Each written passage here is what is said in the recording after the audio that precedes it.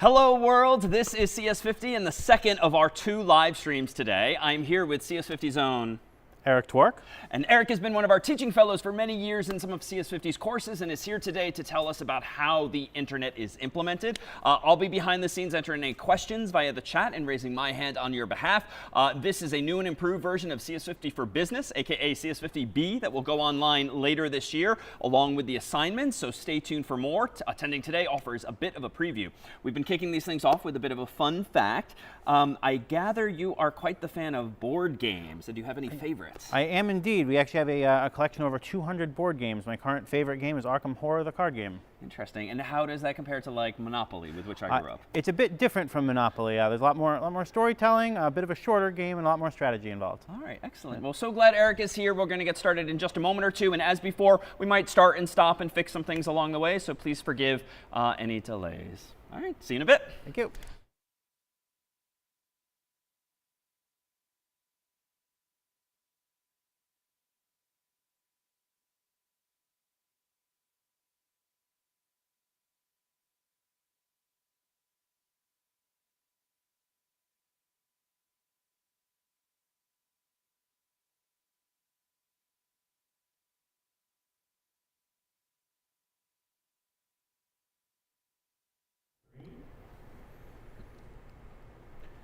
Hello everyone, welcome and thank you for joining me today. Today we will be talking about implementing the internet. The internet has changed our lives in so many ways, right? Our communication is considerably better than it ever was before. It helps us learn, it helps us do business together, helps us interact with our friends and family. Today we'll be talking about a lot of the technologies that underlie the internet that allow it to be what it is today. And we'll be looking at some of the design decisions made along the way that help bring the quality of the internet now as it was, say, 30 years ago. We've seen some tremendous improvements, and we'll talk about how those have come to be. First, we'll talk about some history. What are some other forms of electronic communication that has brought us to this point? Initially, we had, say, the telegraph, where we had electronic communications going over a wire, typically to a trained operator that would have to translate and interpret that message and then hand that off, transcribe it, write it down, hand that off to the ultimate recipient. Fast forward a little bit, we go into telephone. We still have electronic communications going over a wire, but now we're able to actually hear audio and hear what the sender is saying to us. We can listen to that audio, but we still have a human being listening to that message on the other end of the line. Moving forward a bit, we get radio. Now we're not necessarily using wires, we're using airwaves, right? But we're still sending this message far and wide, but ultimately some device is going to take that data and present it to us to a human being listener who would then interpret that content that's coming from radio. How is the internet a bit different than this? With internet, we have a brand new paradigm. The computers themselves are actually able to intercommunicate without necessarily needing a human being to interpret it real time, right? Computers can have conversations amongst themselves. So how might that happen? We start out with protocols. So what is a protocol? In basic, simple language, we have some constraints or some conventions that are going to govern and structure some type of interaction. So we have some day-to-day examples of protocols that we're all familiar with. For example, greetings. When you walk up to somebody on the road or you see someone, you'll likely say, hello, how are you? Culturally, we may have some different examples of that. Do we shake hands, for example? Maybe we hug and kiss. Maybe we do the fist bump or the elbow bump during COVID times, right? So we've come up with different ways to greet one another, and we may see around the world there are different versions of that. Dining, we may see that in some formal occasions there are some expectations of where exactly dishware or silverware may be laid out, where perhaps in your home on a casual meal we might not necessarily follow some of those same rules. When we address letters, for example, different countries may have their own standards, but there's a very specific location where we're expected to write down these fields of data, such as address, postal code, city, perhaps some region that it's being delivered to, or a postal code. All of these things govern the way that we expect to interact with whatever it is we're talking about, say sending a letter. With electronic communications, this is largely the same, only they're a bit more specific. With human protocols, there's some room for ambiguity. We don't always have to follow the rules, right? With computers aren't as good with ambiguity. They're getting better, but not as good with ambiguity, so we need to be a bit more specific. So we'll be talking about some machine-to-machine communication protocols that are indeed more specific. We'll look at some that created the internet, and then we'll look at more as we go through history, really, and we want to improve various problems we find with problems we're trying to solve on the internet, and we'll look at how some of these protocols have done so. So we'll look at IP, Internet Protocol. Can't have the internet without an internet protocol, right? So we have our starting point, TCP, DNS, DHCP, HTTP. We'll talk about a bunch of these and other protocols. By no means a full, complete list that we'll be able to discuss today, but some of the important ones that you use every day as you're using your computer and as you browse the internet as you know it. So let's start with Internet Protocol. What does Internet Protocol actually do? Well, for us to be able to send information from one machine to another, we need to be able to address or reference a specific machine and know who that is. If I'm in a room with a few hundred people and I'd like to speak to one person, it would be very helpful if I knew their name. We might find in human communications that two different people might have the same name, and perhaps again there's some ambiguity. With computers, this ambiguity doesn't work, so we need to have a bit more specificity. So we've come up with a system in IP version 4, which is coincidentally the first standalone protocol governing IP, which is a great name. We'll get to that a bit more later, where we have 32 bits of information that identify uniquely a specific computer somewhere in the world. With that address, in theory, any computer with an address should be able to speak to any other computer with an address. So we need some mechanism via which to label and address these computers so they can communicate.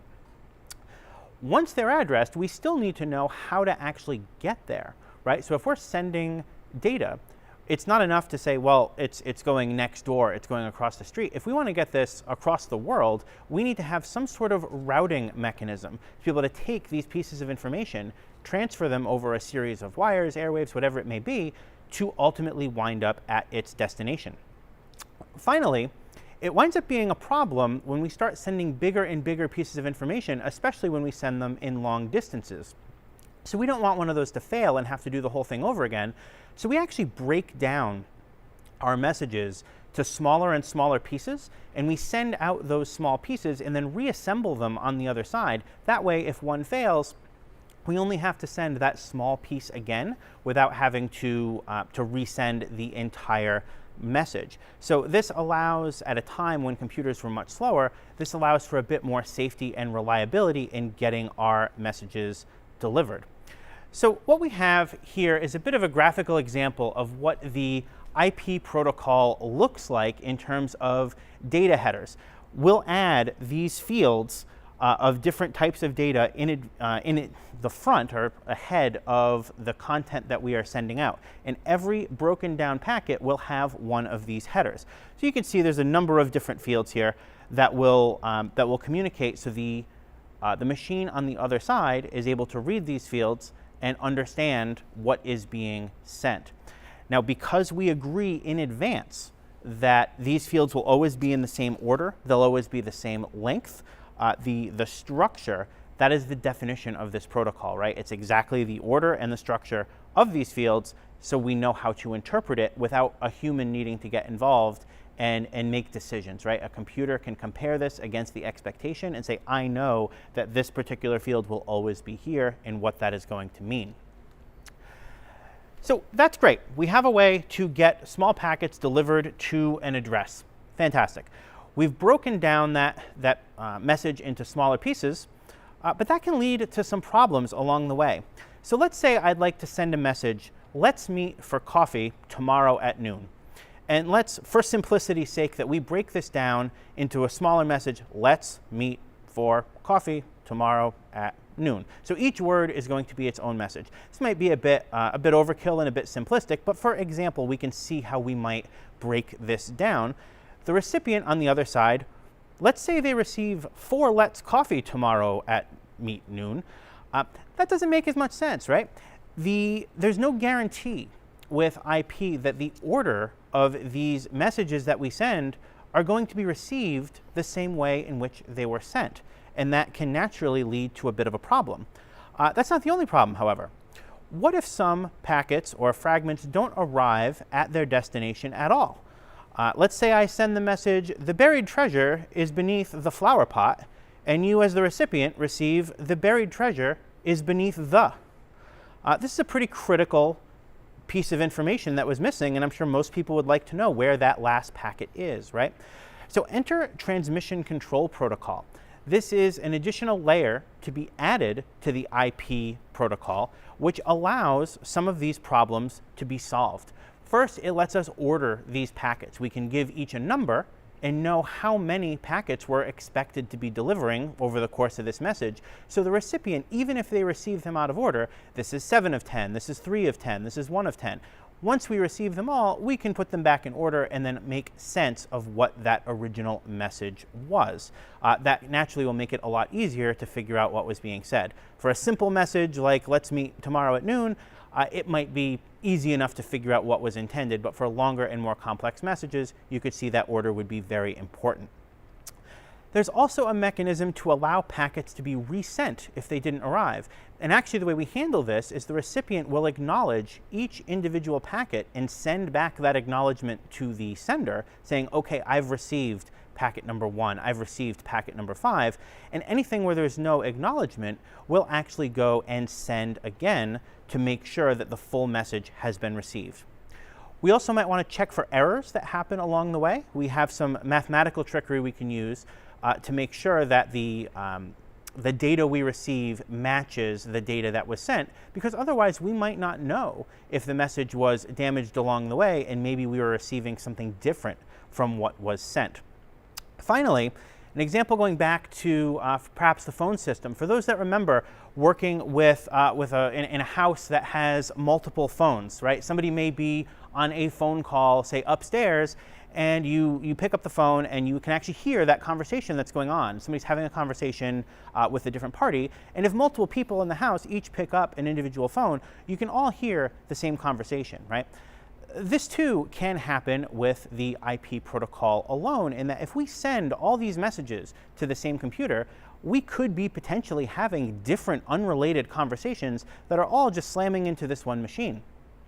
TCP gives us the concept of port numbers, which is really just a way to enumerate or separately number each conversation that is happening, and we tend to group this by the type of software that is running. So for example, you may have even seen these in your day-to-day life using the internet. Port 80 or port 443 are commonly used for HTTP or website traffic. We use this in our browser. So when a website message is coming in, if we see port 80 or 443, we know specifically this is a website that's going to be handled to that browser. That's its own conversation. Separately, for example, you might be sending an email, which might be port 25 or 587, depending whether or not those contents are encrypted.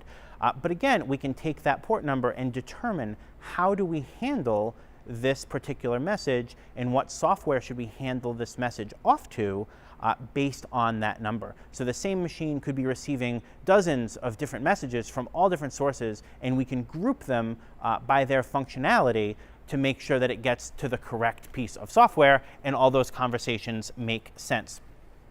Much like we had for IP, we have a similar example of a TCP header. These are additional data fields that can be used and will indeed be used for every packet that we're sending. That gives us things like the port number and what options we're going to be using. We have our error checking in here, the checksum, to make sure that if we dropped any data, that if something changed, we would be able to detect that and realize that that we might need to get this packet again because it's not the same as what we would expect. So both of these packet headers will be included nonstop in a full stream of messages that you're sending in all of these communications you'll have, even just loading a simple website, just getting data from point A to point B. These underlying protocols, just these two, create what was initially named ARPANET, which turned into the eventual internet as we know it. It started out from the Advanced Research Projects Agency and really started out as just a small computer network on a few college campuses over a fairly short distance to send very basic small informations. There's no video here, there's no YouTube, and this is in the late 60s. But these two protocols start this computer network, which eventually becomes the internet as we know it today. So we're going to start a theme looking at these protocols specifically being designed to solve problems, right? The internet is much smaller in the late 60s, early 70s than it is today, certainly. And there are some roadblocks we have to get over in order to get to the level of scale and the level of quality that we have today. So we're going to go through a number of, not all of by any stretch, but a number of these protocols and discuss what problem are we trying to solve and roughly how did we solve that problem. The first we're going to talk about is routing. We alluded to this a little bit earlier. If we have computers very close by to one another on a very what we call local network, say you have a few different machines in your house, it's fairly easy for those computers to speak to one another because they're in a very small environment. They're wired together, and it doesn't have to cover long distances or multiple networks to be able to self-discover, to have that communication. But what if we want to send a message across town, or across the region, or across a country, or even across a continent, or overseas? The further away we get, the more wires we have to traverse, the more physical land and geography we have to traverse to get that information to where it's going. Long distance gets a little bit complicated. So we have to ask, how do the machines or the computers involved, how do they know how to get their message from where we sit today to the other side of the world? Do they need to know, right? Do we need to know what path we need to take? If I'm going to get in a car and drive to some location, I certainly need to know the directions because I'm responsible for the routing. But your computer actually doesn't need to know.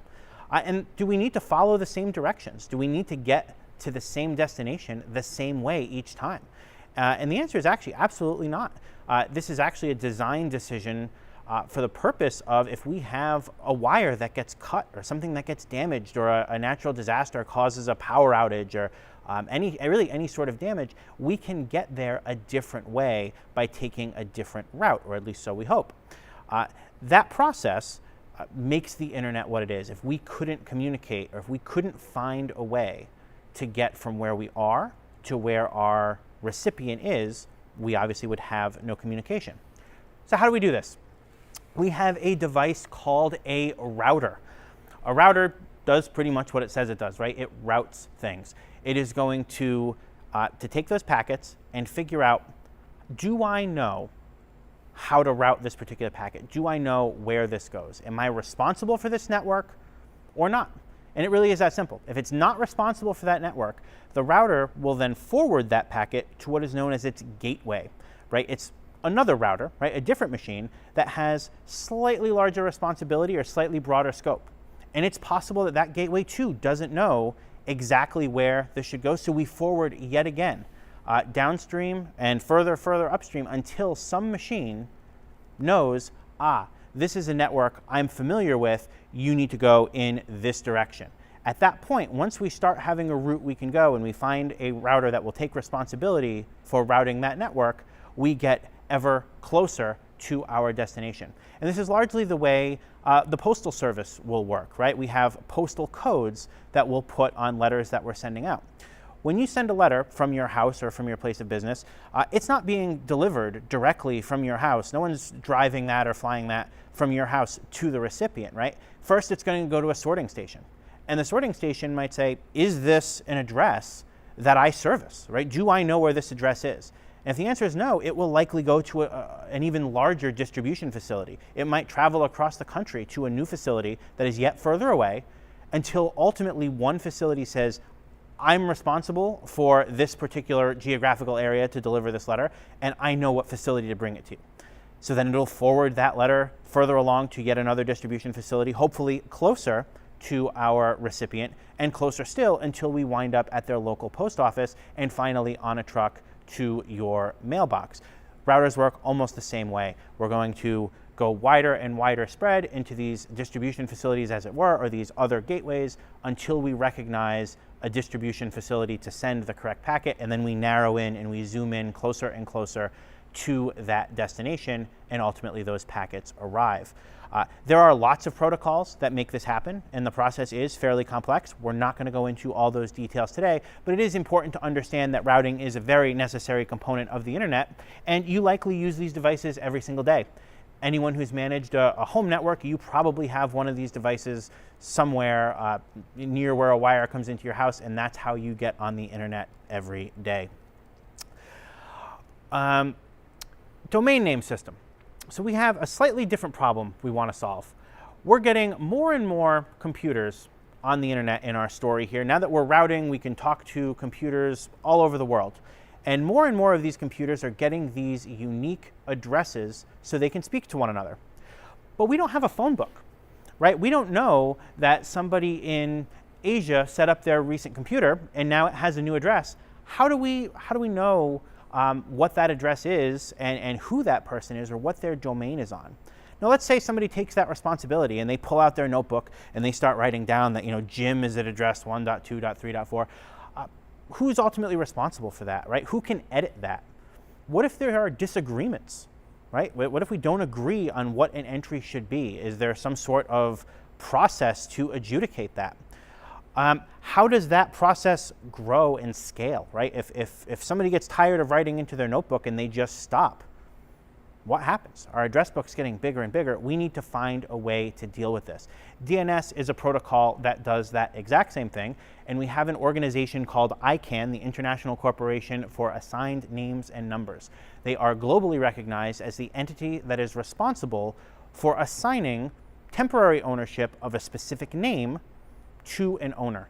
And you can pay for the rights to this, and while you are under control of a specific domain, you are able to be the authority for all of the addresses at that specific domain. When I say domain, we have something like harvard.edu or google.com, facebook.com, for example. We have a name, and then we have what's called a top-level domain or a suffix of some kind, like edu, like .com, .net, .biz, .uk. There are plenty of examples. All of those are managed by the same organization, and the owner is able to manage all the records in their zone or their area of influence. So we have this mechanism for searching for names, right? If we are looking for the address of, say, harvard.edu, we need to be able to ask that question. How do we do that? What's the address of harvard.edu? Well, it turns out that DNS is a protocol where we can phrase a question in a very specific way, and we can pose this to a DNS server, and we would expect a response. The server has a decision to make. Do I know the address of harvard.edu, or don't I? If the server does know the address, then it's pretty easy. We just answer, well, sure, here's the address. The address for harvard.edu is the following number. What if the server doesn't know?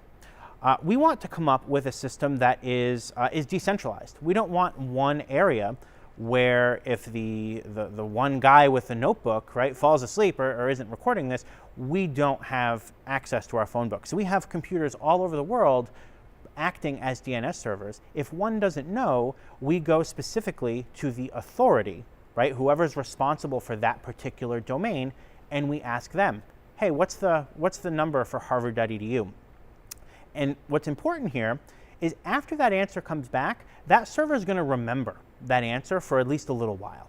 Maybe it's a day, maybe it's a couple hours. That way, if the question comes up again, we don't have to keep scouring for the answer. We're going to keep that close at hand and be able to respond with that same answer without having to ask, without sending extra data. Eventually, we might want to forget in case somebody changes that information, right? We don't want to just remember it and be the person that keeps answering the question wrong for years and years. So we might forget it after a couple days for efficiency's sake, but we can ultimately ask these questions of any DNS server anywhere in the world, and it will get an answer for us. It either knows or it looks the answer up. DHCP, or Dynamic Host Configuration Protocol. Here's a different problem we may need to solve. We have more and more computers coming onto our network, and each one of them is going to need a unique address. Where do these addresses come from, right? How do I know which address this computer should get, and how am I going to update my list, when every time a computer turns on, it needs a new address, and every time one turns off, it's not using that address anymore, right? So we need to provide a mechanism to give out these addresses and also provide a mechanism to return the addresses back to a pool of possible addresses to send out once a computer is not using it anymore.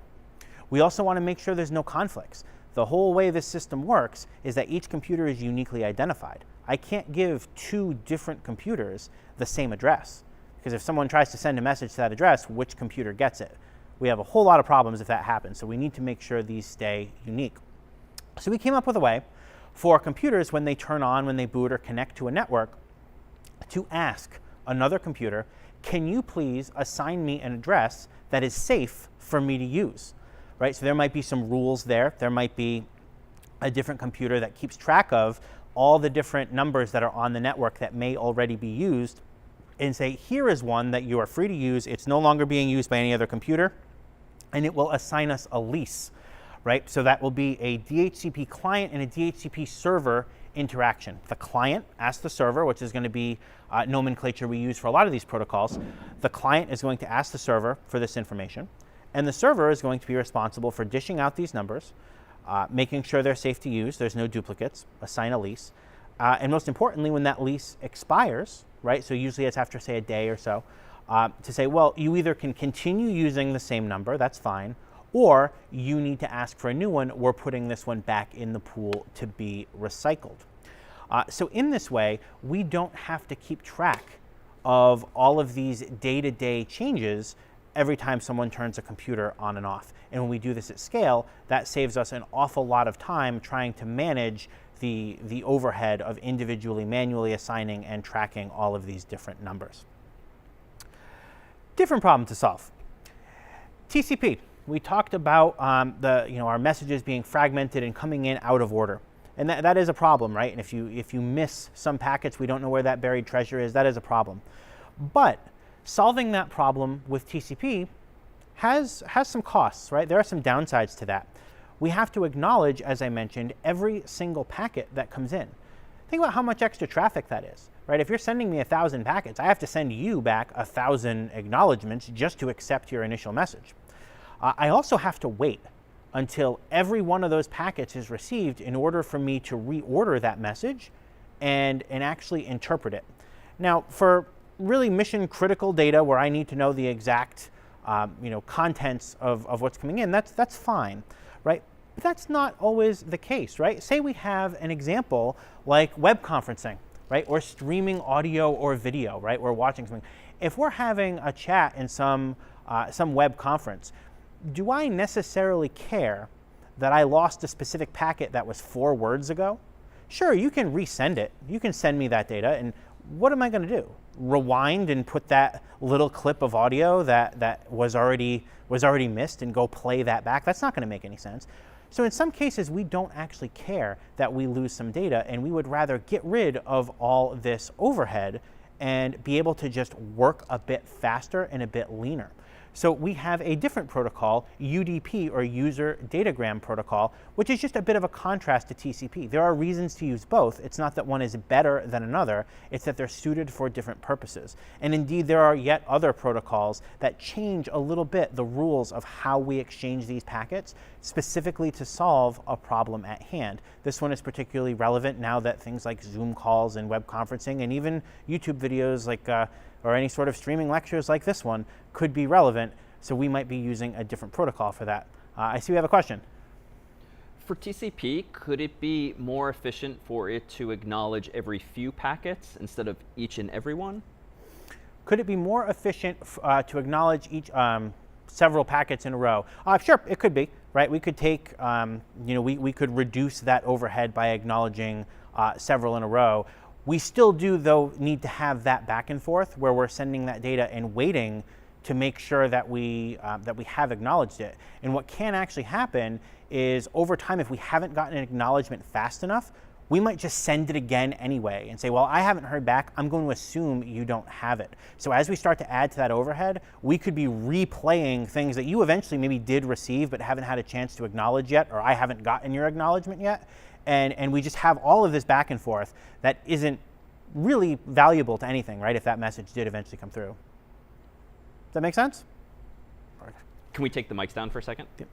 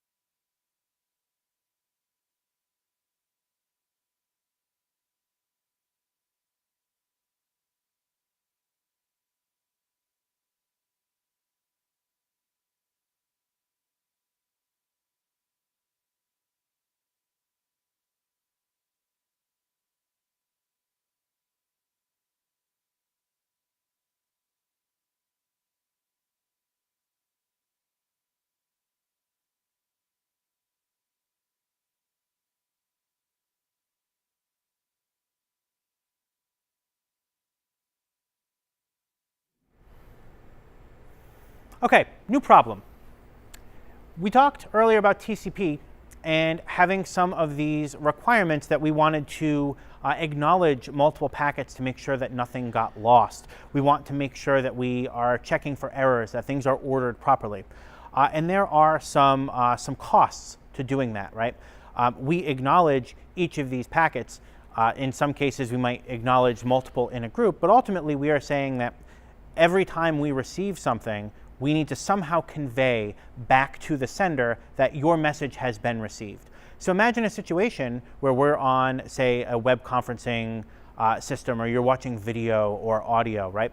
We don't necessarily care if we lose a piece of data that was 4 seconds ago, right? If the audio blipped a little bit and we're having a conversation over, say, Zoom or something like that, I don't necessarily need to get that packet back and then replay that tiny fragment of audio because the conversation has since moved on, right? So for this particular use case, it might not be as important to me. So it's not that UDP, User Datagram Protocol, is any better than TCP. It's meant for a different use case. And indeed, there are many other protocols that we can use for slightly different use cases like these, so we can be efficient for the problem that we're trying to solve. So a lot of that overhead from TCP will be eliminated. We're not looking for guarantees in delivery. We're not looking for any sort of proper ordering. Generally, we're going to accept that most of the time the packets are going to come through in order, and we're going to play what we get. There may still be duplicates that come through. We're going to let those things go, and we're just going to let the time march on in our video or in our audio. And generally, you may be familiar with some of those little audio or video glitches as you're streaming video. That's okay. When we're using this protocol, we're focused on what is coming next. Let's make sure we get the newest data and continue playing from where we are. We don't necessarily need to go backwards. In that case, it is preferable to drop or lose packets than it is to delay or to buffer, right? And to just wait until we have this entire message before we can play it smoothly. Yet a different problem, IP address exhaustion. So it's been years since the 60s. The internet has gotten bigger and bigger. We've developed a lot of these protocols, and more computers all over the world are joining the internet as a whole. IP addresses, specifically in version 4, as we discussed before, are 32 bits. That's a kind of a fancy way of saying that there are roughly 4.3 billion different unique addresses that can be used to identify one specific computer. Now, a long time ago, that's a tremendous amount of computers, right? We'll never get that big. Well, nowadays, there's 7+ billion people on the planet, and think about how many devices are beginning to be internet connected. First, we have our PCs and laptops. Those are a given, right? We all have phones in our pockets. We have tablets, right? Those are another fairly simple things we all have that are online. Yet more silly, we're seeing washing machines and dishwashers and refrigerators start to be online, right? We have security cameras and we have all these other peripherals around the house or around our businesses that are taking up yet more space. So a single person may be responsible for dozens and dozens of internet connected products, and we just don't have enough numbers, right? We don't have enough to uniquely identify every computer that's out there. Not only do we have all these peripherals at home, what are those computers talking to? Right? If there are services out there, like your security footage is being uploaded to the cloud, which we'll talk about later, there are computers on the other side of that conversation too, right? We have all these servers and these public machines that are helping this infrastructure run. We simply have way more computers than we have addresses for, and we are running out, or we have run out, of addresses that are allowed in the IP version 4 allocation. So there's a couple ways that we have tried historically to deal with this. A short-term solution we have is called NAT, or Network Address Translation. And this is actually the more complicated of the two, but it allows us to patch something in somewhat quickly, right? So what we're doing here is we're taking several IP ranges out of those 4 billion addresses. We're taking several ranges and we're saying we're going to call these ranges of addresses private. They're not publicly routable, meaning you'll never be allowed to assign a particular computer that IP address and have some other computer in the world be able to contact you directly. We're saying those are all going to live behind devices like routers. And in so doing, it is possible that I have an organization that uses several of these IP numbers, and you have a separate organization that uses those same numbers, but they're not necessarily in conflict because we are not on the same network. And because we've all agreed together that these numbers will not be publicly routable, that no router will offer a non-local connection to one of these IP addresses, we don't have that risk of a duplicate. So there are some ranges here. They're meant for different sizes of organizations. We have the 10 range, 10.000 to 10.255, 255, 255. There's a lot of detail here on what all these numbers exactly mean. Suffice it to say, there are an awful lot of computers in the 10 block. A medium block is our 172.16 to 172.31 block. And finally, for smaller networks like homes and small businesses, and you are probably most likely to have seen these numbers, 192.168 block. So these are meant for different sizes of networks. And again, the specifics of these numbers we're not necessarily going to get into, but suffice it to say, we're providing these private blocks of numbers that will not be routable. And when you make a request from one of those computers, so you might be sitting at home on your computer and you might have one of these 192 numbers, you make a request. Your router, before sending that message out to whatever site you may be viewing or whatever computer you're trying to communicate with, is actually going to rewrite your return address, not so much as one of these, but as your public IP, which we'll talk about in just a second. By rewriting that address, that's what we mean by network address translation. And when that message is returned to you, it's going to do the same in reverse and say, well, let's change the IP address that we just received, and we'll write it to which machine originally made the request. So we're hiding and reusing several of these numbers in these smaller networks, and then we're translating them. So ultimately, a big organization might just take one of those 4 billion IP addresses rather than potentially hundreds and hundreds. So let's look at what that might look like. We might start with a modem or like a fiber terminal that you likely have in your house or in your business. This is where, quote, the internet comes in, right? This is your connection to the internet as a home or as a business.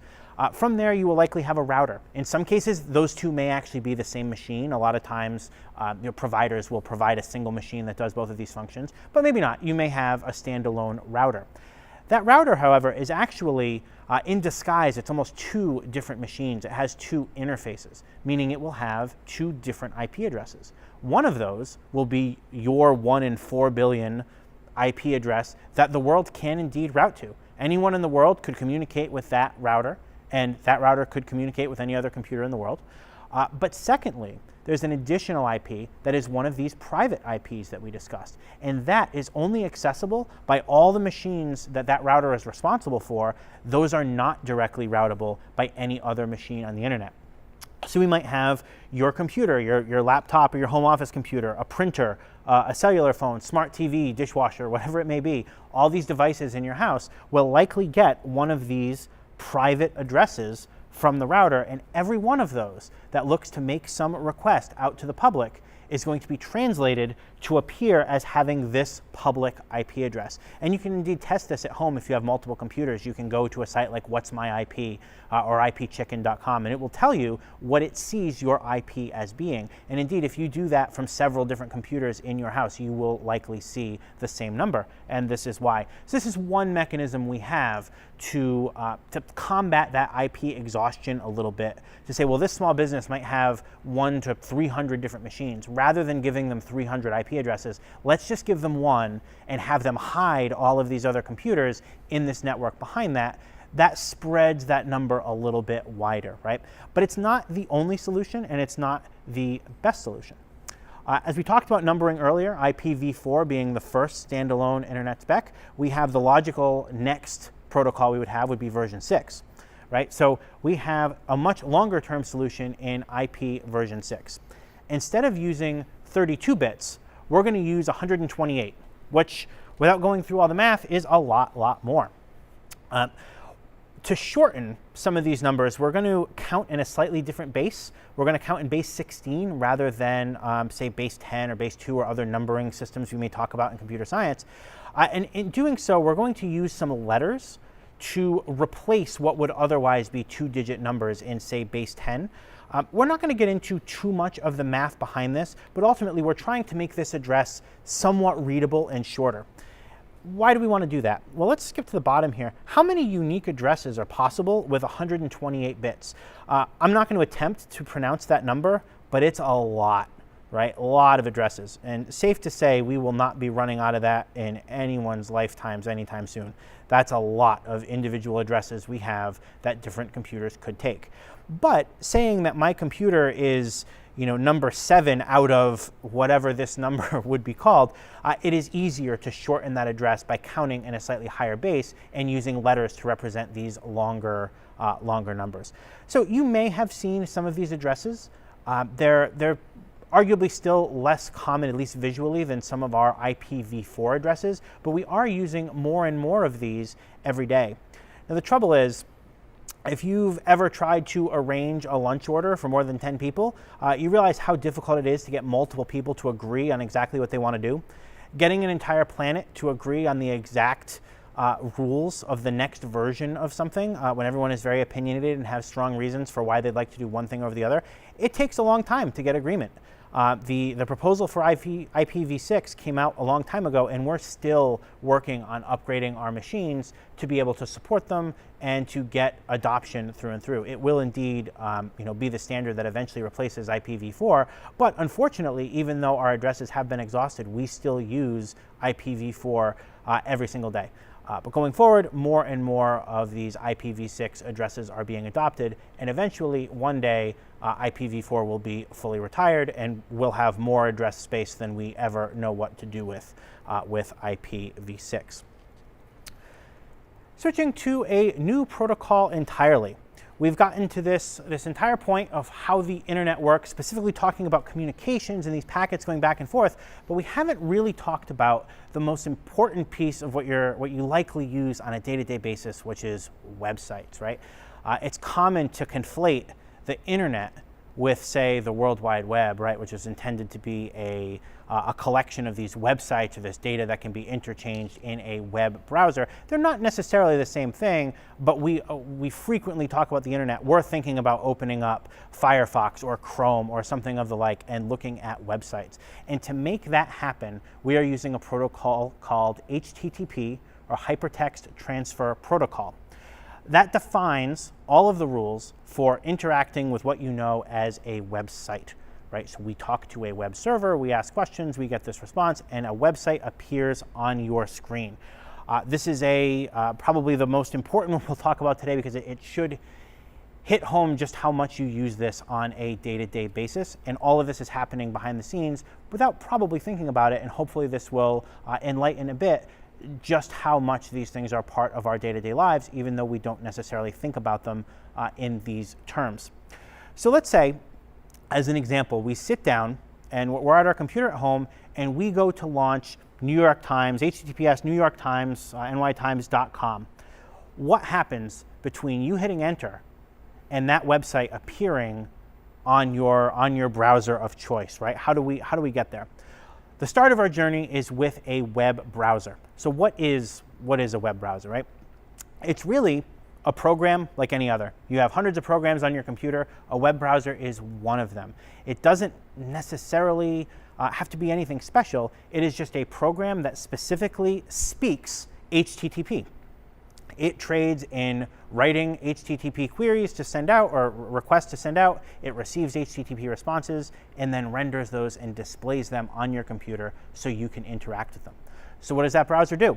Beyond making that communication with those web servers that are out there on the internet, it's going to translate a lot of that fairly ugly behind the scenes computer speak into a beautiful functional website that you are used to interacting with. So in doing so, the first thing we're going to need to do is we're going to need to draft an HTTP request, meaning we need to ask a question of a computer somewhere else in the world to say, please send me the homepage for newyorktimes.com. So we're going to draft this request. And there are a number of pieces of this that we'll individually talk about. So first we have a method, right? So we have get. We want to get a file. Sounds just like what it is. We're asking to receive something.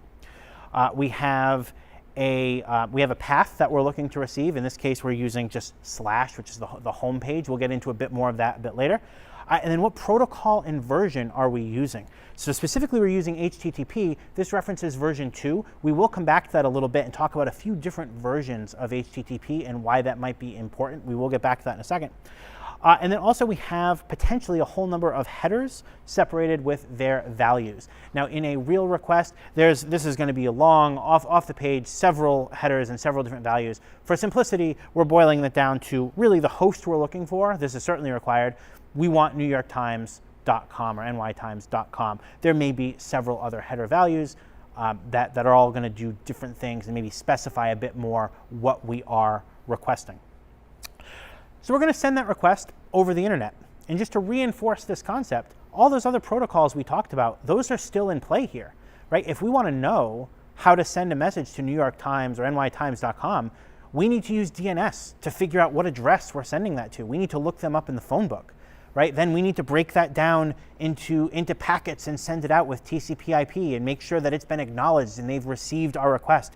We need to use routing tools because who knows where in the world NY Times might actually be hosted, right? We have to send that data around the world and to all these different computers to make sure that it receives at its destination. So just remember that all these things that we've talked about, they're still happening behind the scenes. They're just slightly lower level. Those are building blocks that we're abstracting away from, and we're doing bigger and more powerful things, but we're still using those core building blocks to get through our journey here.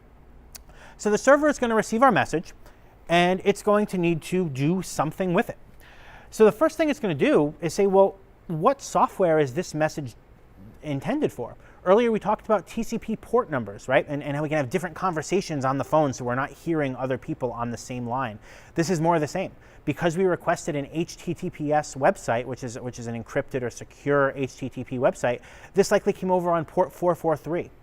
So the computer is going to say, well, I have a request in 443. I'm supposed to forward this to a piece of software called a web server. So it forwards that request along, and the web server, in turn, now receives this entire message and says, I have a new message. What am I doing with this data? I see that someone would like to get a specific file, particularly our homepage. It's important to note there are other request types that we could make. The most common we will see is we're asking to download, right? We just give me your homepage, show me the data that you have. But perhaps we want to send information. Say, for example, you're making an order on some online shopping website and it's time to check out. You'll likely put your address, your name, your address, where you're shipping it to, perhaps payment information like a credit card, and you'll submit that, and we're sending that information to this server, ultimately to do something we wish it to do, like charge our credit card, purchase the object we're trying to buy, and then put it in the mail, shipping it to us. So we can both receive and send, and indeed do many other things in HTTP that it would support. Primarily, GET is the easiest to talk about because it's simple, right? We're just downloading a file, give me this data. And then finally, we are going to draft the HTTP response and send that back. So much like the browser needed to put together this text to send off to the web server to interpret, we may have the file, but that file needs to be wrapped in some sort of protocol so the browser knows what to do with it. So it's going to write an HTTP response that might look something like this. We'll still have our HTTP2, which gives us the version. We have 200, kind of a strange number to have there, and we'll say, OK, we'll get back to that in a minute. Something like the date, these are other headers and values. We have a date like the current date and time. And then content type. So here we might have text/HTML, and what that's doing is it's giving our browser a bit of a hint, because there's a whole bunch of different files we could request. Think about the type of content that you look at when you're on your web browser. You might watch videos, you might listen to audio, you might be images that you're loading, right? In this case, we have an HTML site or basically a home page that's going to be rendered. It's possible you could be downloading a PDF or an Excel file or who knows, however many other types of files. So we're going to give the browser a bit of a hint saying, this is the type of data I'm going to be sending you. So when the browser receives this response, it has an idea of what to do with it. Because the browsers have gotten pretty powerful, and they actually know how to delegate what they do based on the type that they're receiving, right? They might try to open that file in Excel for you, or maybe render that PDF in a different way, or open up some other piece of software to render that PDF for you. So we give the browser some hints. And just like in the request, there are far other headers that aren't mentioned here that give those browser additional hints to give them clues on how they should behave in this continued back and forth conversation where machines are speaking to other machines. And then finally, of course, we will send the file itself. We requested the homepage. Here is the actual content of the homepage. So we mentioned that code 200 earlier and thought that was maybe a bit strange. There are status codes, and there are well more than are shown on the screen here, but we have status codes in HTTP, and that is a way for the server to respond and give the browser or the requester an idea of how this request was handled, what happened.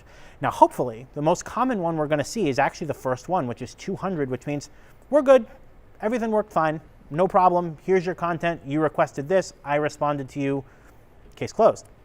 There are, however, other codes that we can get, most likely when something goes wrong. So when we design these protocols, we're not just saying that things are going to work perfectly all the time. We expect that errors will happen on both sides of the transaction, right? The browser may make some mistakes, the server may make some mistakes, and we have a way to communicate what these errors might be, so maybe we can present that to the user, give them an idea of what's happening, or potentially try to recover from the errors themselves. So some common ones here, we see 301 moved permanently. This is a redirect. Very frequently we'll see this if you try to access a non-encrypted website and they forward you to the encrypted version. We will frequently see that with a moved permanently tag. 404 not found. Certainly we've all seen the 404 errors when you type in a URL that doesn't exist anymore and you get that error. Maybe that page has since been deleted or renamed. Generally, we will see that the 400 range of numbers are all going to be errors that are somehow client related or caused. They're client-based errors, and our 500 series of numbers are going to be server related errors. So something happened on the server that caused this request to error in some way. Internal server error, the server is unavailable, perhaps it crashed due to some reason. But this is an example of some of that behind the scenes communication that rarely is the human even going to be involved in seeing these numbers, but the conversation is really happening between the two computers. We're saying this is how this request resulted and here's what we can do as the next step. So back to our life cycle of an HTTP request here. The browser is going to receive this response and it's going to have to do something with it. The response we got is probably not the most human readable thing that we've seen, right? It's going to have certainly the HTTP example we had before. The content of the file may be partially readable. It's going to be text. There might be some code in there. The browser is going to need to render all of that and present to the user an experience that they expect. Right? For NY Times, I'm expecting to see different articles and headlines and pictures and maybe probably a bunch of ads, right? We're going to see all this different content that I would expect to see and then be able to interact with that comment.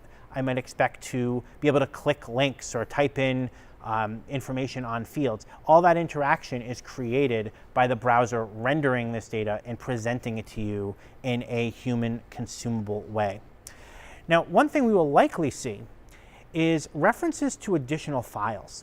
So what does this mean? We requested one file, right? We requested the homepage of nytimes.com, but that homepage might tell me to download JavaScript files, style sheet files, perhaps a whole bunch of images that we're going to see, maybe some videos that automatically play about some breaking news, right? There's going to be a bunch of other files that I might need to download. Each one of those is going to start this process anew, right? That each one of those is potentially a new HTTP request, starting from the browser, drafting the request and sending it over the internet. And you can imagine this happening in this big loop. Now, in the case of nytimes.com, this happens many, many times. Now, I mentioned earlier there's some versions of HTTP. This is another example of some of the problems we've decided to solve over time. See, for a long time we were using HTTP version 1 or version 1.1. And one of the big limitations of that version of HTTP is that each one of these files needed to be requested individually. So loading something complicated and big like New York Times that might reference hundreds of potential files, each one of these is creating this new request that we need to send, wait for it to completely transfer, wait till all those acknowledgments come back, wait for the server to respond, and then give us, here's image 2. Do it again, here's image 3, here's image 4. You can imagine this makes the latency or the speed of these sites fairly painful, right? Now, internet's gotten a lot faster than it was 20, 30 years ago, but we're creating all this extra overhead, right? So with HTTP 2 or now HTTP 3, we have some additional features we're using to try to solve these problems. One of those features is what we call multiplexing, where we might be able to send multiple files at once as part of a package rather than having to request every single file as a unique request in hopes that we can consolidate a lot of this overhead into a much quicker transaction. And much like IPv6, we have some adoption issues, right? It takes a while. First, the browsers will tend to support it, but do the web servers all support it, right? There might be some older web servers that haven't been updated in a while and they don't handle those new functions. So we need to make sure we're backwards compatible and we still support these really old version of these protocols, but we do upgrade them over time to add these features, again, using protocols to solve problems we find as the internet gets bigger and as we use it more and more. We want to solve those problems and make the experience better. And indeed, the experience is considerably better today in many ways than it has been in years prior. So let's talk a bit about the components of a URL. We waved our hand over this a little bit when we said in the spec for our request that there was a path that we're requesting. So what exactly does path mean, right? So when we look at a URL, we have a number of different components. First, we have what we call a scheme, which is really the protocol that we're using. Now, most of the time nowadays, this scheme is going to be HTTPS, or secure HTTP, or encrypted HTTP. Really, we're taking the HTTP protocol and we're wrapping it in an encryption scheme to make that communication private. So there are other protocols that your browser may support. Certainly it supports unencrypted HTTP, though we're trying for privacy purposes and security purposes to get away from that more and more. There may be other protocols that your browser does in fact support, which will be a story for another day, but we can specify this scheme before the : //. Up next, we have our subdomain. Now a subdomain, initially in the first beginnings of this, we always expect it to be www, which stands for the World Wide Web, which is today a very dated term. The idea, again, the internet and the World Wide Web are two somewhat different things. The internet is this giant connected network, whereas the World Wide Web, we refer to websites and the interconnected nature of these sites that can link to one another. So for a while, every site was a www subdomain, and that referenced specifically the web pages at that domain name, right? So the web page at harvard.edu rather than, say, perhaps a chat server at harvard.edu or message boards or some other service, it might have specifically the website associated with. Nowadays, we use subdomains for any number of other reasons. We might break out different business units, different brands, different sub-departments, right? They all might have their own subdomain.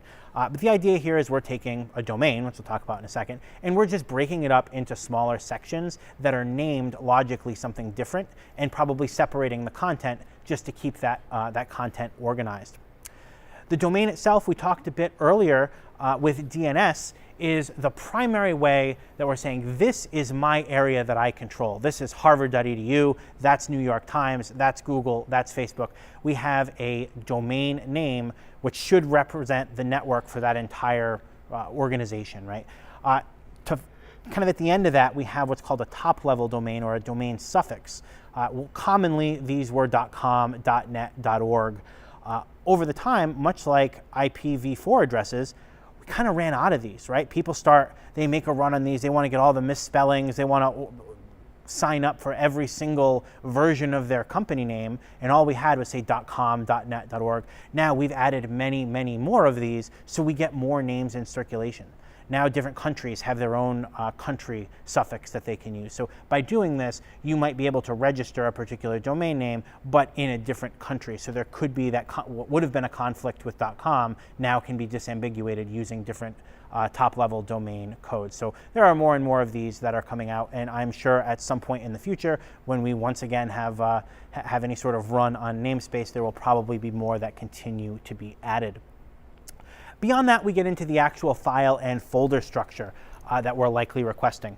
So this works largely like you would expect on your own computer, where we may have a structure of folders, and inside of which we have files that could be requested via HTTP. So we'll specify after the slash what folder we're looking at, and after that what file name we're looking at. So for our example here, we might have, say, the products folder of example.com, inside of which we might have hammer.html alongside any number of other products that we might have at our website. So, and there could be multiple folders, right? We could have folder A inside of folder B, inside of folder C. So some folder structure that we are conveying, this is the file that I would like to request. So all of these are different ways we can specify in more and more detail exactly the resource we are looking to receive from this HTTP server. With all that, right, we've talked about a lot of different protocols. By no means all of them, by no means even most of them. We've talked about some important players that have been developed over the past 50 years to make the internet largely what it is today. Without those, we certainly would not be probably even having this lecture right now, right? We'd be using totally different technology without these things. We're going to fast forward a little bit. We can talk about protocols all day, but we have the foundation down. And we, at this point, we can communicate safely across the world. We can communicate reliably. We trust that our data is going to get where it needs to go. But there's more. There's more we're not going to talk about. Now that we have these reliable communications, let's talk about how we use them in a kind of a business standpoint, and how this scaling to get bigger and bigger and bigger over the years, how that scaling works.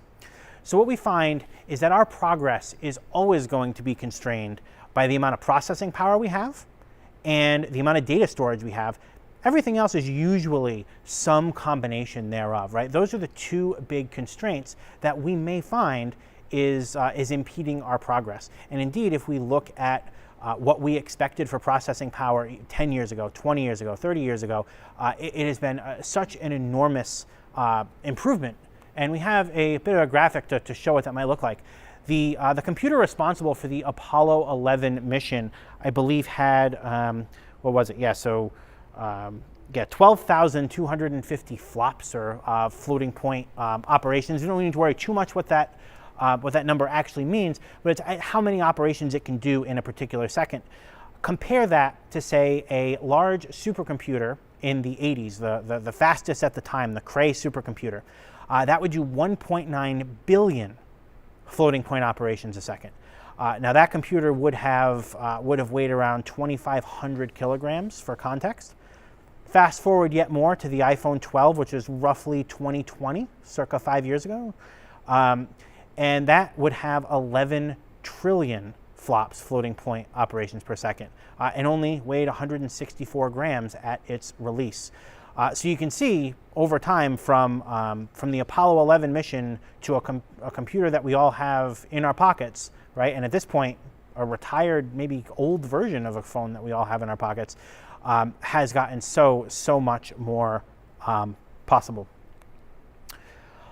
So let's consider a scenario where we want to scale some internet operations and what some of our options are to work our way through this power curve.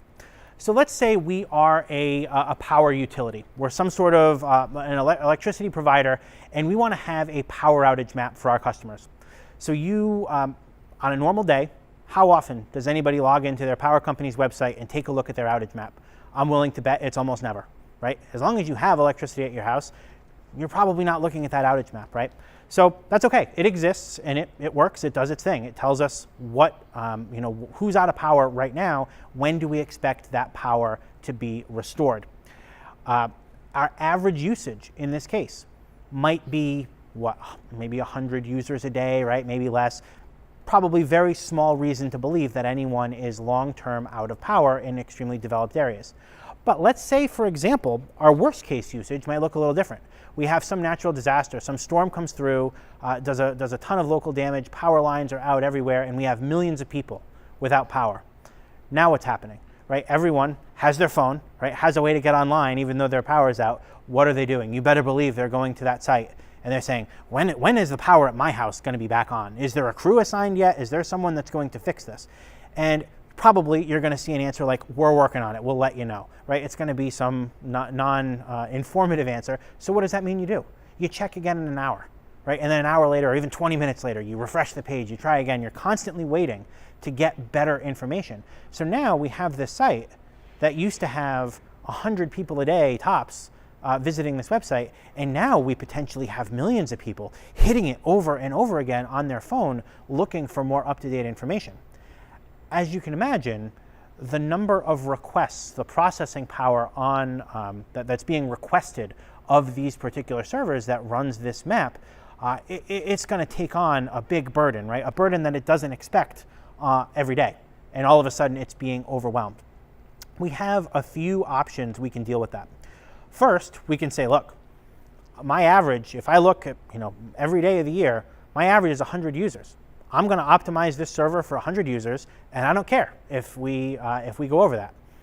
Okay, that works. I think if you're a power company and millions of people are out of power, that's not going to work so well for you, right? People are going to get really upset when they are looking for this information, and really the whole point is to be able to be the most communicative when people need the information. So probably not a very good strategy.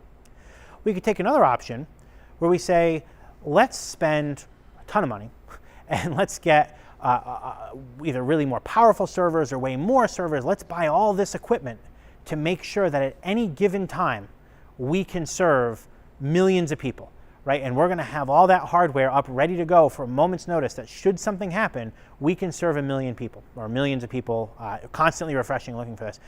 That will work, right? You likely won't have too many disappointed customers if you do that. However, that's going to be underutilized hardware most of the time. Right, you're not using it. It's sitting there idle. You're paying for it. You're maintaining it, but it's not doing anything. So that's a very costly option. So let's look at some different ways we could scale. We could scale vertically which is a means of taking a machine and saying, let's make this more powerful. Maybe it had processor A that did this many flops using that same term from before, and let's buy processor B instead and get more flops out of it, or let's buy more processors. So this one machine or this one architecture can handle much, much more in the way of throughput, or perhaps storage, right? We're getting bigger hard drives, more and more space, so we can store more data.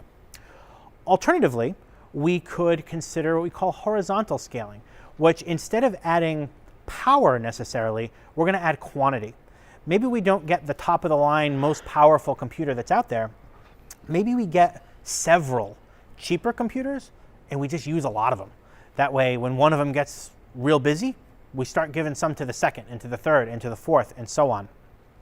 The more of these computers we buy, in theory, we're still not paying top dollar for them, but we get more and more capability just in terms of quantity, and we can come up with some way to spread that load, to perhaps say as requests are coming in, as we're bogging down these machines, maybe we have something that directs those requests to slightly different machines to say, well, this guy is not being used quite as much, let's get that request over to him so he's a little bit more capable of handling that result. Now that's not too bad, right? This gives us some options, but there are still some limits to this. We're looking at considering total resources that we need to put into this. We still have this problem of 99% of the time, no matter which of these options I choose, if I scale to this huge degree, I'm still paying for stuff that I might not need all the time. What are some limitations ongoing on these approaches? Vertical scaling, for example, the cost is typically going to outpace marginal gains in performance.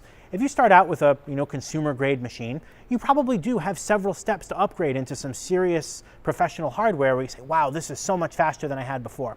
Eventually though, there is an end to that limit. There is a fastest computer in the world. There is a most expensive computer in the world. Beyond that, where else do we go, right? We almost have to start scaling a bit more horizontally at that point. As we start getting to those extremely powerful computers, that we call marginal performance gain is going to be pretty small. It's only a little bit faster than the one that came before it, but we have these requirements the more power we have to give it, actual electricity requirements, cooling, keeping the thing cool, and yet more power requirements. We have a way of saying thermodynamics is always going to win in these situations, that eventually you're going to have just too much power, too much heat to be able to make much more progress. Horizontal scaling also has some downsides. As we get more and more of these physical machines, we still need to maintain them, right? So we're doing software updates, we're doing things like data backups, we're making sure we have power backups for them. There's hardware that may fail, like RAM and hard drives and such, that we'll need to replace. So the more we have, the more things we need to maintain. Eventually that may be a necessity, but those costs certainly do go up as we start just throwing more machines at it. There is a component to that management and to that organization that we need to account for. Finally, we have physical space constraints, right? We have, if you have a small closet where your computers are running out of and now you have 100 computers, do they all fit in that closet, right? Can you stack them more efficiently? Eventually you run out of space, right? And you need to have more and more space to do these things. So these are some options for scaling, and as you can see, they're maybe not perfect, but they get us further down the road. Then we can consider something like co-location. So what does co-location mean? Instead of buying a better computer from scratch and saying, well, I'm going to this vendor and I'm going to buy this massive box and I'm going to install it in my, my server closet in my business, I say, I don't want to do that. I don't want to buy 100 different computers and manage them myself. I would rather rent space or rent capability from a data center whose sole job it is to maintain a facility that has the redundant power backups, that has redundant internet connections and cooling and all this other stuff, this overhead that I don't necessarily want to think about. Let me just pay them to do that, and I'm going to rent however much computing I need to rent from them and just pay that bill. That way it's somebody else is maintaining it for me. I start to outsource a bit. I don't need to worry about some of that overhead. That gives me another way to scale and keep costs perhaps under control when a lot of those costs are they're being borne by the bill that I pay every month, but I don't have to actually manage and maintain things like hardware and software upgrades or physical security for the building to make sure that only authorized personnel can get into that room. things like fire suppression and cooling we talked about. All of those are handled for me.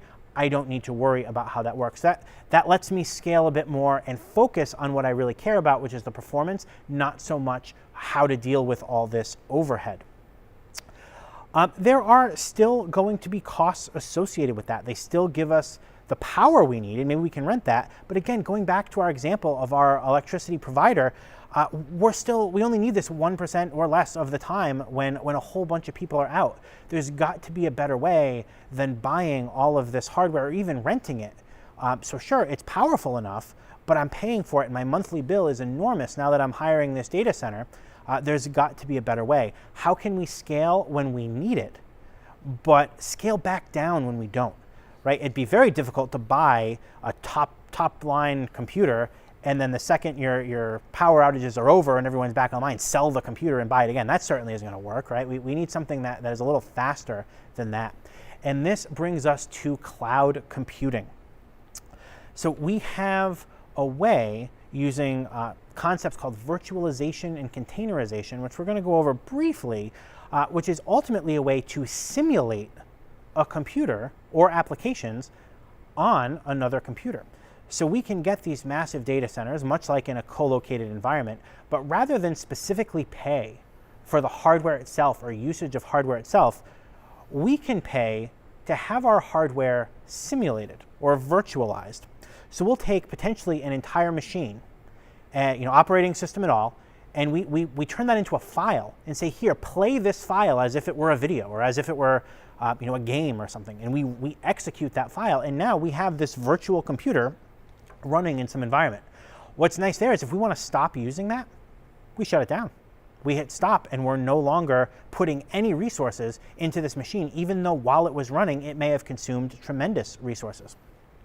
So we can run these simulations on very, very powerful machines, probably more powerful than we were willing to pay for in the first place, but we share that power in those machines with other customers. Not necessarily the same virtual computer or the same simulation, but the machines that they run on, we can share with all sorts of other folks who are looking for temporary, very powerful compute resources. And while we're doing this, we only pay for the time that we're executing our particular machines. So when we talk about load balancing a while ago, we say, well, we have a bunch of these computers, we'll slowly move the load or the requests that are coming in onto the computer that's available. We can wait until we anticipate this big power outage. We see the storms coming up the coast. We know we're going to get hit hard.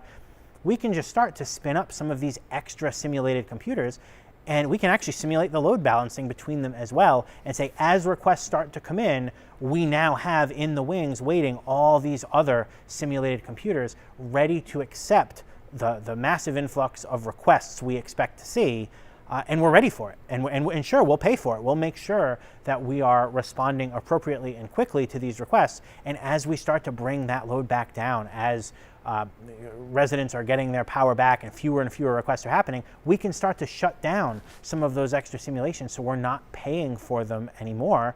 And we kept our costs to a minimum. It certainly spiked during that event. But we keep our costs down, and we are able to to fulfill the requirements that we have without missing our our SLAs, and we're still communicating with our customers. So what does that look like? We talked a bit about virtualization and cloud computing, virtualization and containerization. They are subtly different. We're not going to get too deep into the details, but specifically for virtualization, we have basically as the operating system of a usually very powerful computer, we have what's called a hypervisor. So instead of running Windows or say Mac OS or something like that, you're running a hypervisor, and its job is specifically to run these simulations. And each virtual computer that it's going to run has its own operating system running on there. So you could virtualize a Windows or a Linux machine, and you would install that software just as you would on a physical piece of hardware. All of that is being simulated on the hypervisor. From there, we can install whatever applications we need, whether that's a web server or some proprietary software, whatever that may be. Containerization is subtly different. Instead of running on a hypervisor and recreating all of these guest operating systems, we can run a containerization package like Docker.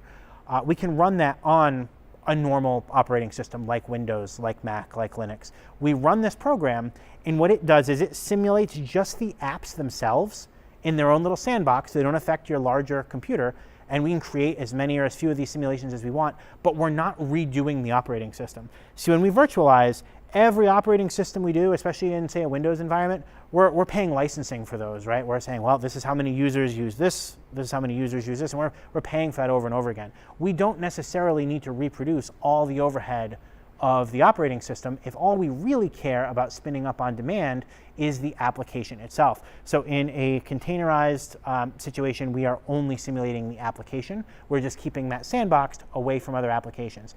That allows us to scale potentially across multiple container hosts, meaning we may have, say, 10 different computers rather than one scaling horizontally, and we can create versions of that same exact application on all 10 of those computers. So if we need more and more, we spin more of them up, and now we have more throughput.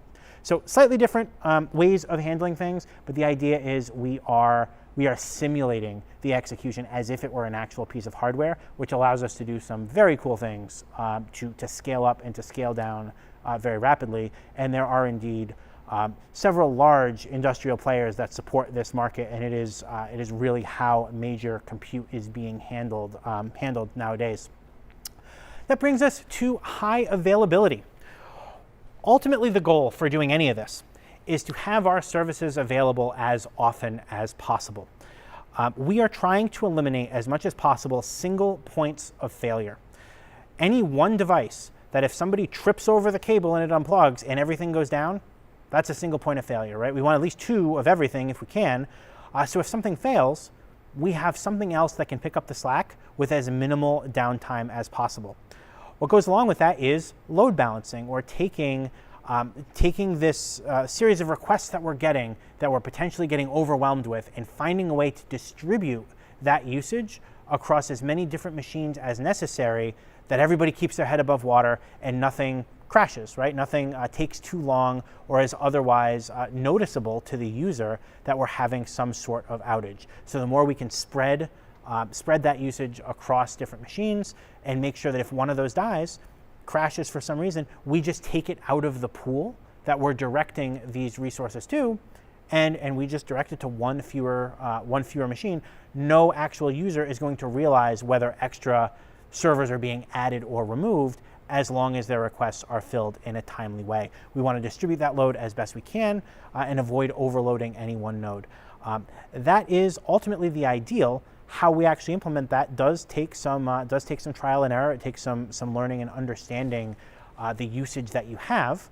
But once we do that, we now have the tools available with some of these very grand cloud computing concepts to pretty much simulate an entire network and make sure all of it is redundant. So if any one piece goes down, even potentially an entire data center that's in one region, again, perhaps due to one of those natural disasters, we could easily and automatically shift to a completely different data center somewhere else in the world, because the entire thing is being virtualized or being simulated, which ultimately has come an awful long way from getting a few packets from a computer lab across one university to another.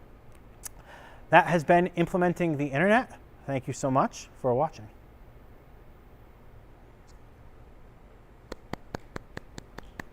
Woo!